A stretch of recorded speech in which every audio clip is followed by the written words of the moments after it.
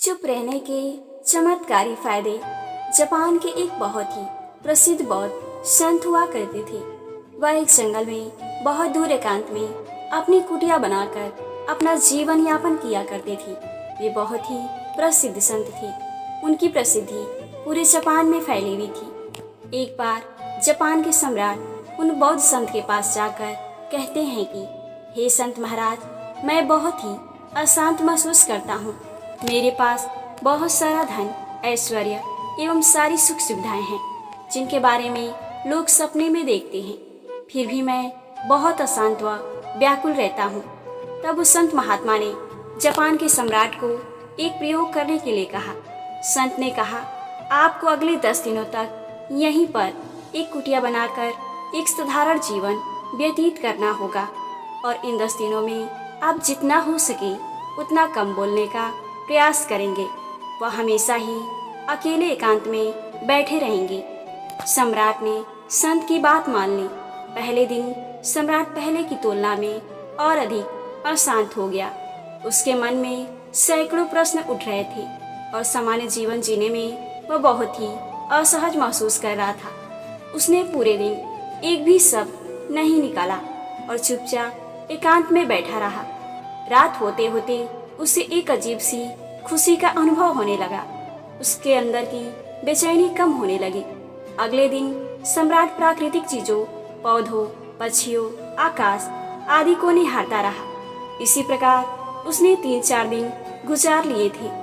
5वें दिन सुबह जब सम्राट एकांत में जाकर बैठा तो कुछ समय बाद अपने आप ही उसकी आंखें बंद हो गई और वह ध्यान में चला गया।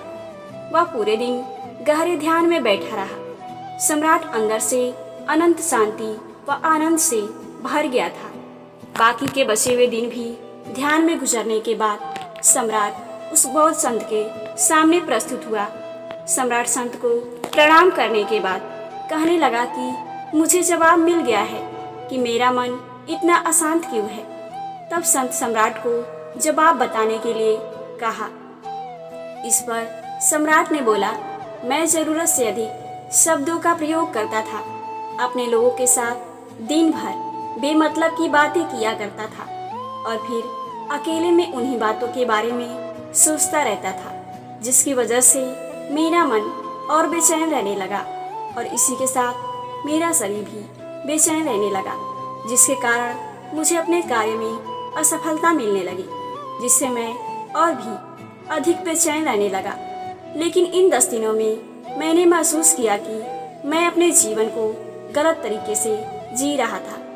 मैंने यह भी जाना कि ध्यान तो अपने आप होता है। जब आप मौन, स्थिर व शांत रहते हैं तब स्वतः ही आप ध्यान की अवस्था में चले जाते हैं। हमारे शब्द हमारे हथियार भी हैं और कमजोरी भी। यदि सही समय पर सही शब्दों का उपयोग किया जाए तो यह इंसान को सफल बना देते हैं, अन्यथा यही सब आपकी जिंदगी को नरक बना देते हैं। मौन खुद के अंदर उतरने की प्रथम सीढ़ी है।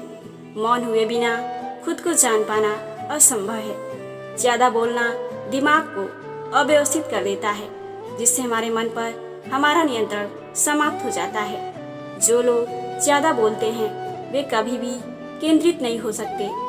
मौन से धैर्य आता है और धैर्य से ध्यान से हम अपने जीवन के प्रति जागरूक होते हैं। इस प्रकार मौन के अनेक चमत्कारी फायदे होते हैं। हम मौन रहकर अपनी जिंदगी में शांति ला सकते हैं। दोस्तों, आशा करती हूँ मौन या चुप रहने के चमत्कारी फायदे पर आपको हमारी यह जानकारी पसंद आई होगी। हमारे साथ अंत तक बने रहने के लिए आप सभी का बहुत बहुत धन्यवाद।